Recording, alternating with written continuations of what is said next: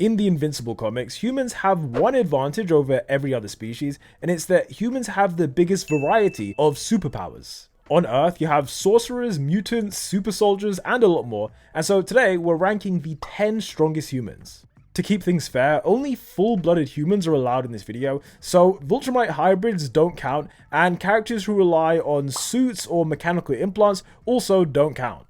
Okay, so starting off in 10th place, we have Gary Hampton, who's a friend of Invincible, a self-made billionaire, and most importantly, king of the werewolves. In the Invincible universe, werewolves have a long history that goes back to ancient times, and at one point, they had control over the entire human race. Back then, the most powerful werewolves in history were the Council of Elders, and like Viltrumites, their lifespans were ridiculously long. One character even said that the Elders are basically immortal, but they can still be killed by someone who's insanely powerful. In the present day, Gary is that insanely powerful person, as he killed the last remaining Elder to become the new king of the werewolves. To explain how he became this dangerous, we need to know a little bit about his backstory, because for most of his life he had no powers. At the age of 19, Gary worked in the music business, and he decided to produce an album for this band who'd been rejected by everyone else. By some miracle, one of their songs was then put into a movie, which led to it becoming the #1 song in the country. With the money he got from that, Gary then invested in a software company, and within 6 years, the investment turned him into a billionaire. Unlike real-life billionaires, Gary's main objective was to help people, and so he personally funded new hospitals, new schools, as well as giving food to the homeless. Eventually though, Gary's compassion and his success, it caught the attention of the last remaining elder werewolf. Back in ancient times, this werewolf was the most evil elder, and he murdered the rest of the council so that he could rule humanity by himself. The problem is that he was pretty terrible at being a leader, and so eventually humanity fought back and used fire to drive the werewolves away. Since that day, their people have lived in hiding and in the shadows, while the elder waited for centuries to find someone who could replace him. When the elder found Gary, he realized that this is a soul who won't be corrupted by power like he was, and that made Gary a candidate to be the next elder. Of course, Gary himself had no idea about this, and one night while he was on a family camping trip, the elder brutally attacked him. This attack took place during a full moon, and as a result, the elder successfully spread his curse to Gary. One important detail about werewolf curses is that the strength of the curse depends on who turned you into a werewolf. For example, because elders are the original werewolves, their curse is at 100% strength, and anyone who they turn can get pretty close to that level. However, besides Gary, there isn't a single werewolf alive today who was turned by an original werewolf, meaning the strength of their curse has been diluted. By default, this makes Gary stronger even without much experience, and in one chapter, he even snapped a werewolf's neck completely by accident. When he first got his powers, Gary received training from a vampire named Zechariah, and together they became a crime-fighting duo, with Gary being labelled as the Wolfman. During this time, he learned how to control his transformation instead of turning into a wild beast, and it's time we go through his powers step by step. Firstly, his healing factor is actually faster than Viltrumites, because we've seen that when Viltrumites take serious damage, it takes them days or even months to recover. By contrast, Gary has been impaled and messed up in other ways, but his curse magically repairs all injuries once he transforms. If he turns from a human to a werewolf, or from a werewolf to a human, it's like he suffered 0 damage, and the only drawback is that he gets, a bit dizzy, a bit tired if he does multiple transformations in a row. I should also mention that his wolf body has its own natural healing, which isn't as fast as the transformation, but it allows him to just stay in this form, which I guess is useful if he's in the middle of a fight. Besides that, Wolfman's strength is clearly above the average hero, and a great example of this is when he fought against Cecil's Reanimen. For context, these Reanimen were the upgraded ones that we've seen in the show, and in issue 57 of Invincible, Gary had to face them. At the time, Gary had been framed for the murder of his wife, and literally the only person who believed he was innocent was Mark. Together, they each tore apart the Reanimen to stop Gary from getting arrested, and this easily puts him in the top tier of heroes. As a quick side note, during this storyline, Mark fought against the Guardians to protect Wolfman, and we got this amazing panel of him swinging the Immortal around like a toy. Now, when it comes to Gary, some final things to say is that he has supernatural reflexes, supernatural senses, leg strength to leap across buildings, and claws that can draw blood from Monster Girl. The reason Gary isn't ranked higher on this list is that his curse has certain downsides. For instance, silver bullets are a huge weakness because they hurt a lot and they also block his healing abilities if they're left inside his body. Also, werewolves can usually only transform at night, and the only reason we see Gary during the day sometimes is that Art made him these gauntlets that store moonlight inside them. With all that said, Best Tiger is the next person on this list, and this guy is basically the perfect human. For context, Best Tiger is a Chinese hero who looks like Mark in the show, and he doesn't have any powers. What he does have though is the perfect combination of combat skills, detective skills, precision with any weapon, and full mastery of his senses. In one chapter, he faced off against a gang of over 50 ninjas by himself, defeating all of them with a single bullet. Before firing his gun, Best Tiger calculated a path for his bullet to go through the gang leader and then rebound off of nearby objects like this lamppost and this manhole cover, and through this rebounding it just went through every member of the gang. Impressively, he also did this while wearing a blindfold, and he's not even blind, he just wears this to make things more challenging. According to Robot, Best Tiger's brain is comparable to a supercomputer, enabling him to notice patterns that no one else can see. During combat, this means he's always 10 steps ahead, so if there's a way to win, then yeah, he'll figure it out. On one occasion, he fought against a hero with super speed, but he was able to dodge all of her attacks by predicting where she was likely to move. Another time, he let himself get captured on purpose in North Korea, and then escaped by stealing a gun with his foot, shooting the guards, and then using a single bullet to burn the rope that was restraining him.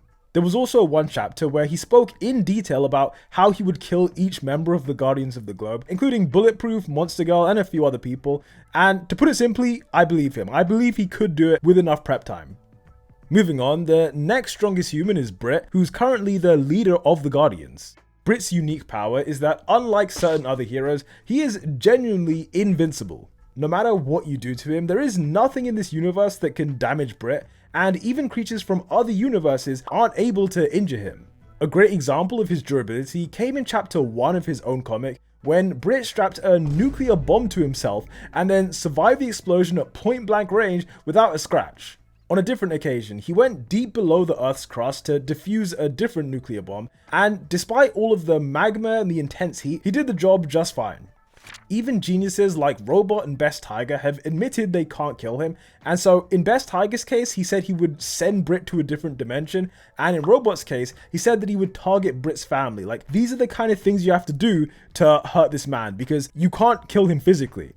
It's not even limited to physical attacks. For example, when it comes to poison doesn't hurt him. And also when it comes to soul-based attacks like soul absorption, again, that doesn't work on him because his life force is just endless. However, Brit's biggest weakness is his lack of super strength. And don't get me wrong, he is clearly stronger than the average human, but compared to the other heroes, he's nothing special. During a battle against the Flaxons, he acknowledged that there is nothing he could do to break through their armor, and it was after this fight that Cecil gave him rocket gloves to improve his physical stats. Following Brit, we have Angstrom Levy, who's one of the very few humans who can actually do something against Viltrumites. As you probably know, Angstrom's power lets him open portals to other dimensions, meaning he can just strand people in alternate realities without any way for them to get back. This just automatically makes him one of the most dangerous people in existence, because in a fight, he doesn't have to be the strongest person. Instead, he can just simply get rid of them if that's what he wants to do. When we first meet Angstrom in the show, he describes himself as a pacifist who doesn't kill, but at the same time, he's willing to do certain bad things if it benefits humanity. If he had stayed with this mindset, I can only imagine the things Cecil would have done to get Angstrom on the team, since he has arguably the most useful power in the show.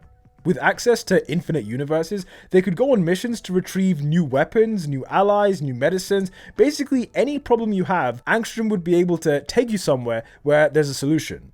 Even if we think about season 4 of Invincible and the threat of the Viltrumites and all that, imagine if you had like 10 space races from different universes on your team. You know, it could happen, right? It could happen. Because when we first meet Angstrom, he uses like several different variants of the Mauler twins to achieve his goal.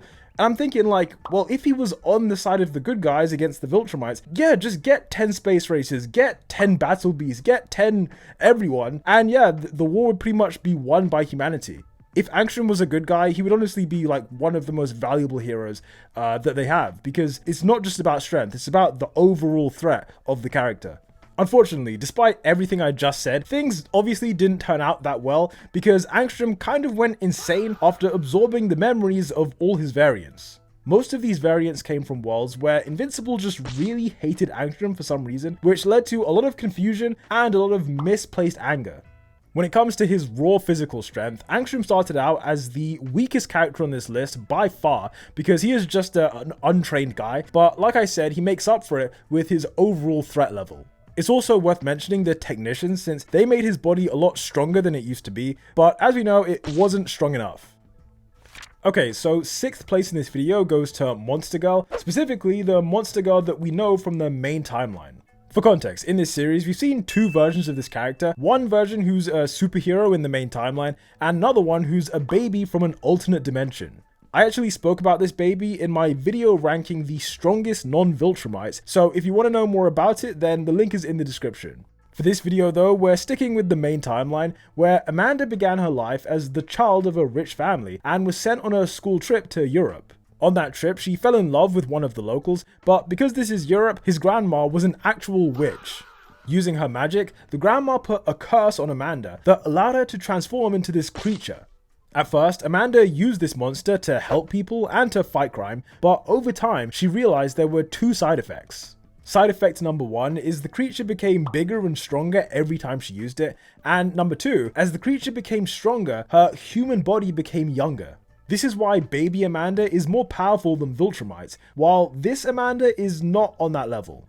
Having said that, her power is still in the top tier of Earth heroes, and according to the Invincible handbook, she can lift over 60 tons, which is equal to about 10 elephants.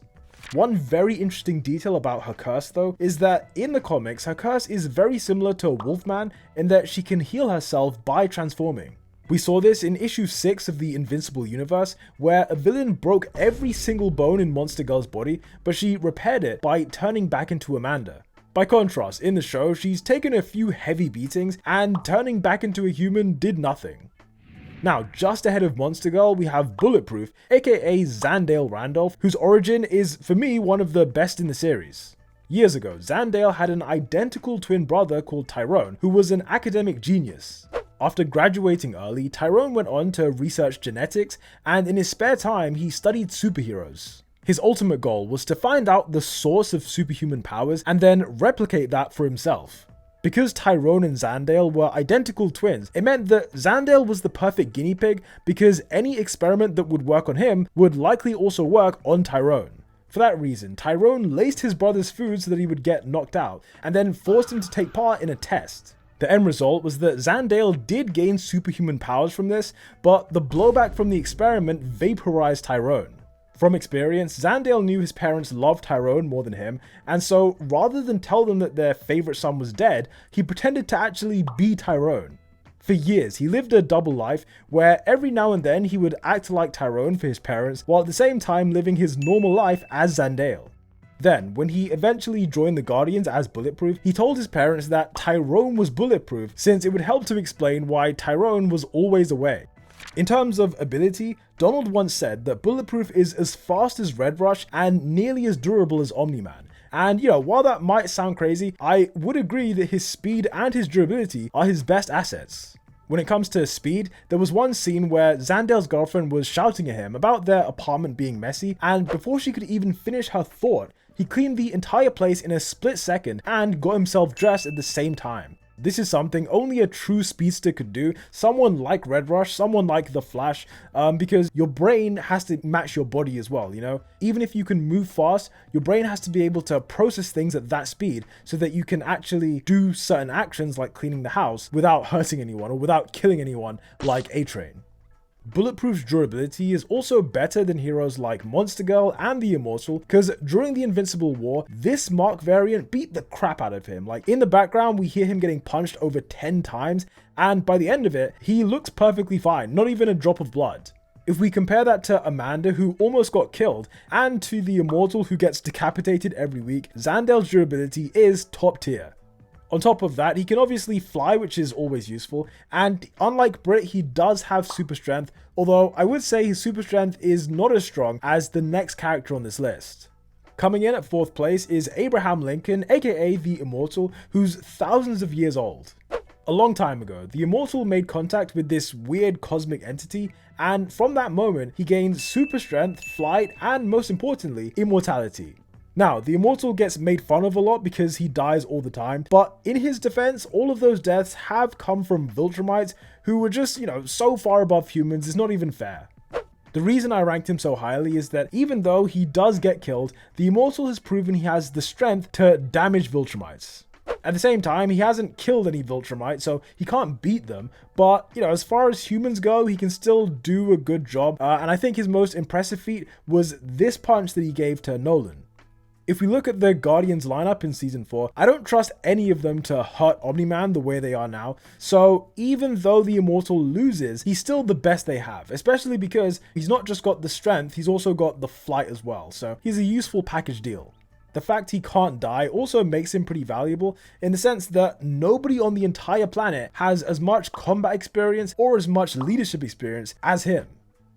Okay, so diving into the top 3, the 3rd strongest human is Dinosaurus, aka David Anders, whose power is comfortably on the same tier as Mark.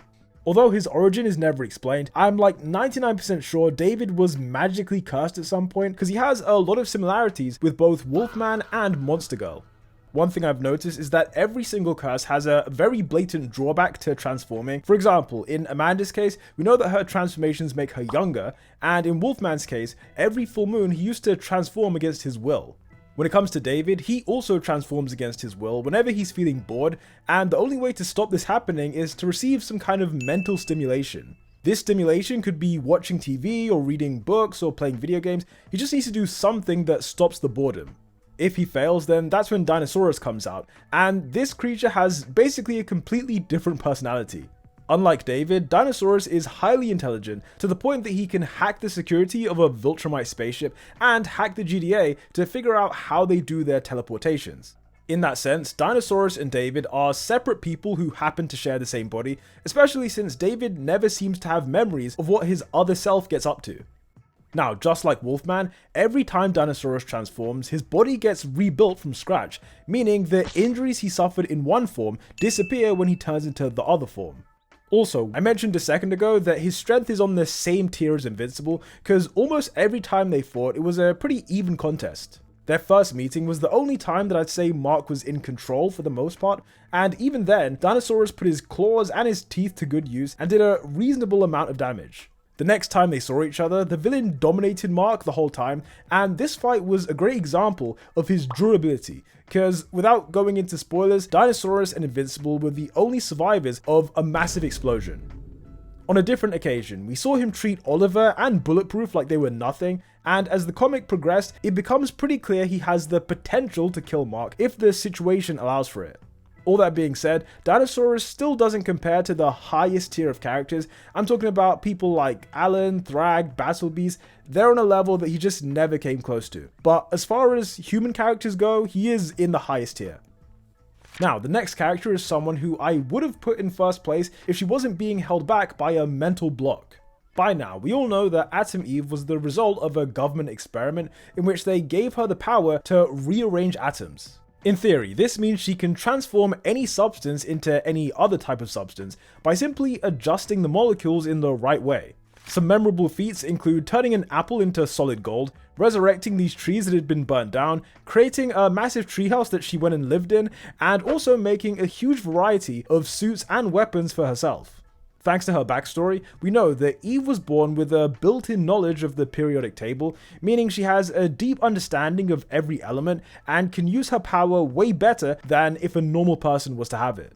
Her only limitation is that the scientists who created Eve implanted a mental block that stops her from altering living animals. This block can only be overcome when Eve suffers from extreme trauma, whether that's her being on the verge of death or just, seeing her parents get killed. Stuff like that is typically going to push her over the edge. In the comic version of her backstory, she transformed this gun into real living snakes, proving that she can create life if she wants to, like some kind of god. The show didn't include this part. I guess they thought it was maybe too OP, but what it did show us is that she can erase specific memories in a person's brain by rearranging their cells. Essentially, Eve has the potential to give someone a brand new personality, and you can only imagine how useful this would be when dealing with certain villains. It's no wonder they had to put in the whole mental block thing, because when you have a character like this who can do basically anything, from a writing standpoint, things get very difficult to keep the story interesting. So I understand why she has the block. I'm just saying without it, she's top 1. It's as simple as that. In season 3, we saw she was able to melt the skin of the second strongest Viltrumite, while at the exact same time rebuilding her own body from certain death. Unfortunately, the big drawback for Eve is that number 1, she almost never has access to her full power, and number 2, she's not a big physical threat. Eve's durability and her strength isn't close to other people on this list, and her constructs, they're often broken by above average villains. There's also the fact that her power consumes a lot of calories, so it's easier for her to get fatigued compared to other heroes. On the other hand, you could say that what she lacks in strength, she makes up for with her creativity, since she has a million different solutions to any problem. One example that always sticks in my head is when the Guardians were in space and their ship just got blown up. If Eve wasn't there, a chunk of the team would have died from the impact or from a lack of oxygen, but she protected all of them in the cold vacuum of space. She then cleanly phased them into the Martian spaceship without causing any damage or leaving any gaps, which is something none of them would have been able to do. Theoretically, even with her mental block, Eve has the potential to create nuclear bombs or things that are similar to that, and I'm just wondering, in these alternate timelines where the Viltrumites take over, why doesn't Eve, lean into the more crazy parts of her powers? Things like a nuclear bomb. They don't contain living animal mass, so we know for a fact she could do it, but she doesn't really seem to. She seems to stick to these pink constructs that usually get broken. So yeah, she has a lot of potential that we haven't seen, but due to that potential, I'm still putting her in second place because she is very dangerous. Moving on to first place, the strongest full-blooded human is someone who I think could defeat every character in this video in a 1v1 fight. That character is Mr. Liu, who's a villain that once fought against Nolan for 10 hours straight. A very long time ago, Liu's village in China was wiped out by a mythical dragon, and its strength was so overwhelming that it couldn't be killed, at least not by humans. To fix this problem, China's greatest sorcerers all came together, and their solution was to trap the beast inside the body of a human. Given that his family were dead, Liu had nothing left to live for, and so he volunteered to be the vessel that would contain this unstoppable creature. In the comics, Liu said that if he died, the dragon would be set free, which is why he's had all these metal enhancements to artificially extend his life. Now, you might remember that in the beginning of the video, I said that characters who had mechanical implants don't count, and that's because, there are certain characters who rely on certain technology to make themselves powerful. Whereas in Liu's case, the mechanical stuff is there to contain his power rather than give him power. And so that's the reason why I'm including him. I will say though, in the show, the lore seems to be slightly different, since Liu was actually killed and, the dragon wasn't set free. It seems like its spirit went into a new host and then went back into Liu and resurrected him. Maybe one day they'll explain this, but the lore seems to be very different in the show compared to the comics. After this resurrection, Liu hasn't been the same, and even in his dragon form, Titans seem to imply that he was weaker. Despite that, he is still a huge destructive force, so let's explain how his power works. Anytime he wants to, Liu can summon the dragon's body, but with his own human consciousness inside. As you'd expect, this body has fire breath, which is an underrated ability, and it can even tank bombs that are being dropped on it by these highly advanced planes. Because of the magical nature of this dragon, even when it gets badly damaged from a Viltrumite, for example, his body just quickly heals without having to do anything, like it's just a very fast, natural healing process. This is likely how he kept up with Omni-Man for 10 hours straight, and this fight was something we saw on the TV in the very first issue of Invincible.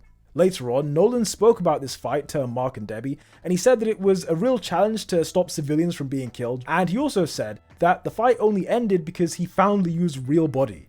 For me, this is clearly Liu's biggest weakness, because if he was able to transform into the dragon, like Wolfman or like Monster Girl, then he wouldn't have any problems. But the fact is, when he does take over this dragon, his human body is completely exposed. Most of the time, he'll have his big bodyguard around to protect it, but if you deal with the bodyguard, you can deal with the real Liu. He is just a normal man, so yeah, you can kill him or you can arrest him. It's not really that difficult.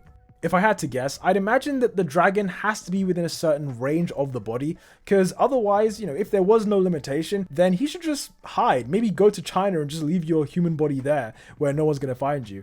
So clearly there must be some kind of rule, basically a binding vow that makes his body exposed, but in exchange he has this awesome power.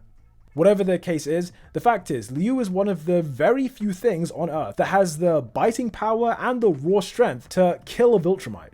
Even in his supposedly weakened state, there's no denying he definitely had what it takes to finish Oliver, and because of his magical healing, it would take Invincible a very long time to actually win this and kill him, but let me know what you think in the comments below. Compared to other strong characters like Dinosaurus and Wolfman, Liu has a unique advantage of being able to fly, which is why I think in a 1v1 battle, he beats everyone on this list, literally every single person. I think, if we're taking everything into account, Best Tiger and Dinosaurus would probably kill his real body, but if we're talking about the dragon versus everyone else, yeah, I don't think they're gonna win. With that said, my friends, those were the 10 strongest humans in Invincible, and if you liked the video, then please be sure to drop a like as it does help out the channel, and subscribe if you haven't already, because I'm hoping we can hit 600k this year at some point. So yeah, please subscribe if you haven't already. As always, thank you for watching till the end, and until the next one, peace out.